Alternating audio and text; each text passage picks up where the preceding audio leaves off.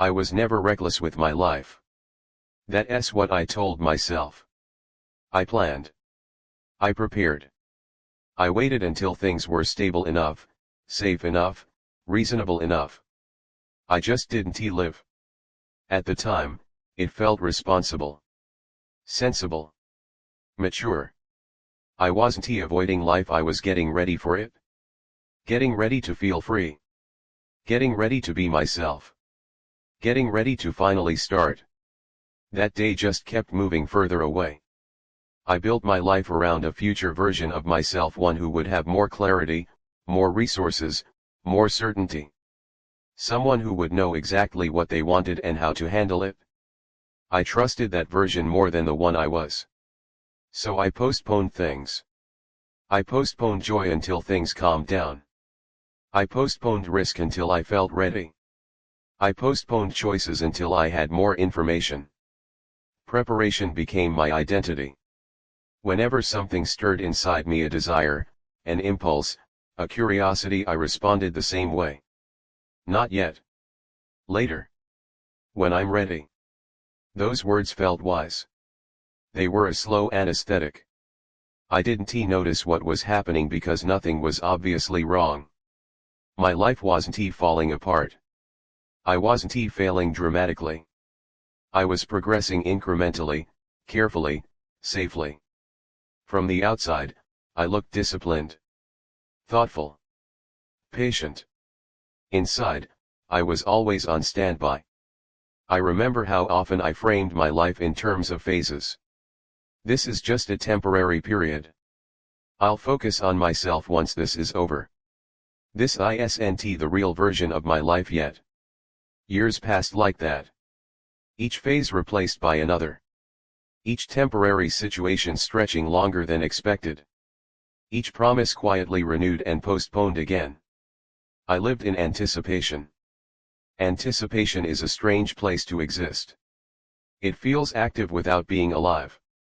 You're constantly oriented toward the future, constantly adjusting the present to accommodate what's coming next.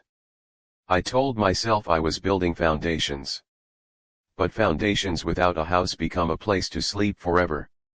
I learned how to endure the present instead of inhabit it. How to treat days as preparation units rather than experiences. How to extract lessons instead of meaning. Even pleasure felt provisional. If something good happened, I enjoyed it cautiously as if it were a preview, not the real thing. I trained myself to hold back emotionally, saving intensity for a future moment that would be more appropriate. That restraint felt controlled. It was actually fear dressed as discipline. I was afraid of choosing wrong. Afraid of committing to a version of life that might later feel limiting. Afraid that if I invested fully, I'd regret it when I finally understood myself better. So I waited to become someone who would never regret anything. That person never arrived. The realization crept in slowly. I noticed it when I stopped feeling excitement about someday. When the future stopped feeling expansive and started feeling abstract. When plans felt more like obligations than possibilities. I noticed it when I looked back and couldn't remember when the waiting had begun. I noticed it when people talked about moments they had seized, risks they had taken, lives they had stepped into, and I felt a quiet distance, like I had been watching through glass. I wasn't jealous. I was disoriented. Because I couldn't point to a single moment where I had chosen not to live. There was no clear failure, no dramatic avoidance. Just 1,000 reasonable delays. I told myself I was being careful. What I was really doing was avoiding the vulnerability of presence. Living requires you to accept imperfection in real time. To make choices without full certainty. To experience things before you're fully prepared. Preparation promised safety. Living offered none. So I prepared. I optimized. I planned. I refined. And while I did that, life kept happening without waiting for me. The first time the thought struck me clearly, it landed with a dull, terrifying weight. What if this is already my life, not a rehearsal? Not a draft. Not a holding pattern. What if this is it? That question unsettled everything I had built my patience on. Because if the present wasn't just preparation, then I had been absent from my own life for a very long time. And the most frightening part wasn't how much time had passed. It was how easy it had been to justify every moment of absence. I had never told myself I was avoiding life. I told myself I was being smart. And once that belief cracked, I could no longer ignore what followed. If you're always preparing for the future, you may never notice when the present is all that's left. Once I asked myself, what if this is already my life? I started seeing my days differently. Not as a sequence of tasks I needed to complete to reach some future freedom, but as the only time I actually had. That perspective should have made me act immediately, should have sparked urgency. Instead, it made me feel exposed. Because when you remove the promise of later, you're left with the raw truth of now. And now demanded something I had avoided for years, a decision. Preparation is a way of delaying decisions without admitting you're delaying them. You can call it strategy, caution, maturity. You can hide behind planning and research and improvement and readiness. You can be busy enough to look committed without ever stepping in. I had made an art form out of that. I noticed how often I used being responsible as a reason not to take chances. How often I used I'm not ready when what I really meant was I'm afraid. How often I waited for certainty when certainty was never part of the deal. I began tracing the pattern backward. The pattern wasn't just in big things like careers or relationships. It was everywhere. I postponed calling people because I wanted to have the perfect conversation. I postponed trips because I wanted to go when everything was ideal. I postponed starting projects because I wanted to be better before I began. I even postponed rest. I told myself I would relax once I earned it, once I finished everything important, once my life felt under control. But control is a moving target. So rest became another thing I prepared for, instead of something I allowed.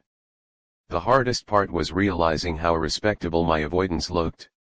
I wasn't wasting time in an obvious way. I wasn't partying away my life, making reckless mistakes, getting lost in distractions. I was doing productive things. Improving. Organizing. Building stability. And still, time was leaving. The older I got, the more fragile the idea of later became. It used to feel infinite, like a shelf full of unopened boxes. But at some point, you start noticing that the shelf isn't endless. You start noticing that someday keeps moving. I didn't have a dramatic breakdown.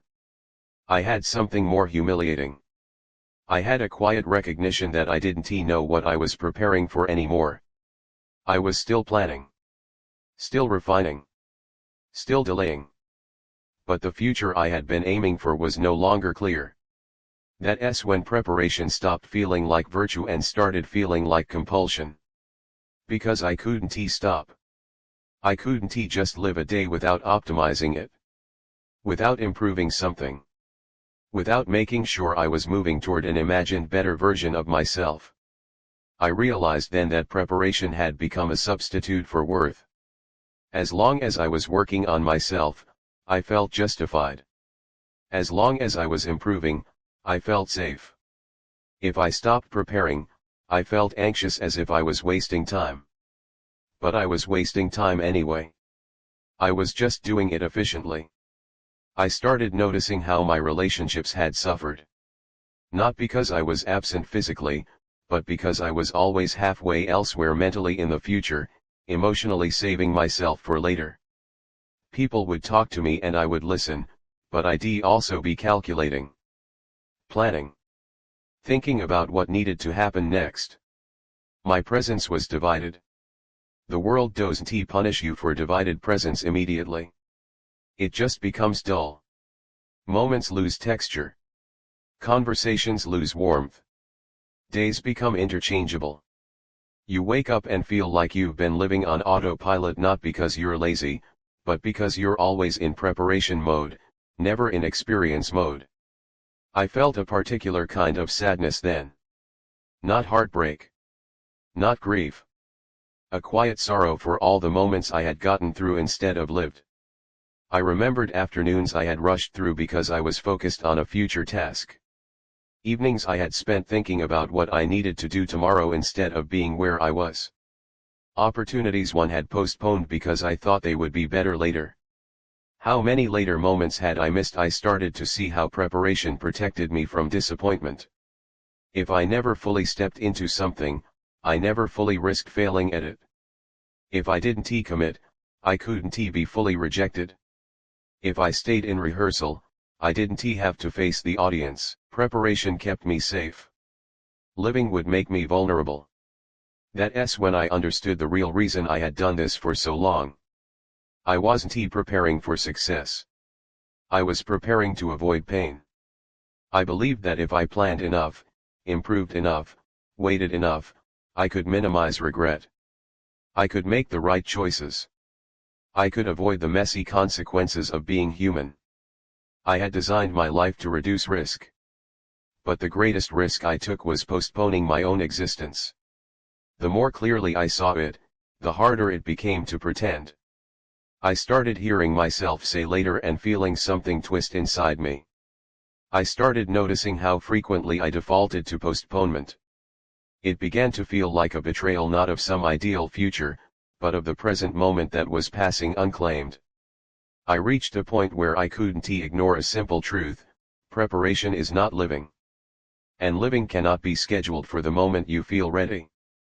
You have to begin while you're still uncertain. That terrified me. Because uncertainty is precisely what I had been trying to outsmart for years. I didn't yet know how to stop. I didn't have a neat plan. I didn't have a dramatic turning point. I only had a new awareness, sharp, uncomfortable, undeniable. Every day I spent preparing was a day I could never reclaim. And if I didn't change something soon, the future I was preparing for would arrive with a cruel surprise. It would feel exactly like the present, only older, and emptier. I wish I could tell you that once I understood what I had been doing, I stopped immediately. I didn't. Preparation doesn't disappear just because you recognize it. It's a habit, a posture toward life. A way of standing slightly behind yourself, just out of reach of consequence. The difference was that now I could feel the cost in real time. Every time I said later, it sounded hollow. Every time I delayed something meaningful, I felt the weight of that delay settle into my body. Not dramatically, quietly, like dust accumulating on something you no longer touch. I realized something important then. I wasn't afraid of failure. I was afraid of finality. Preparation keeps everything open. Nothing is decided. Nothing is finished. As long as you're getting ready, your life exists in possibility instead of reality. You don't have to face the shape of what you've chosen or what you've lost. Living closes doors. And closed doors terrified me. So I had kept my life open by never fully entering it. That insight didn't lead to courage right away. It led to grief. Grief for all the moments I had treated as stepping stones instead of destinations. Grief for the people I had been half present with. Grief for the version of myself who believed readiness would eventually arrive like permission. I had been waiting for a feeling I now understood would never come. You don't feel ready to live. You decide to live and tolerate the discomfort of not being ready. That was the part no one had taught me. I didn't start with grand changes. I didn't tear my life apart or announce a rebirth. I did something much smaller, and much harder. I stopped postponing things that matter just because I felt uncertain. I made choices without optimal conditions. I spoke without rehearsing everything. I allowed experiences to be imperfect, unoptimized, incomplete. Every instinct in me resisted that. I wanted to justify, to refine, to wait until I had more clarity, more time, more stability. But I had learned that those things expand to fill whatever space you give them.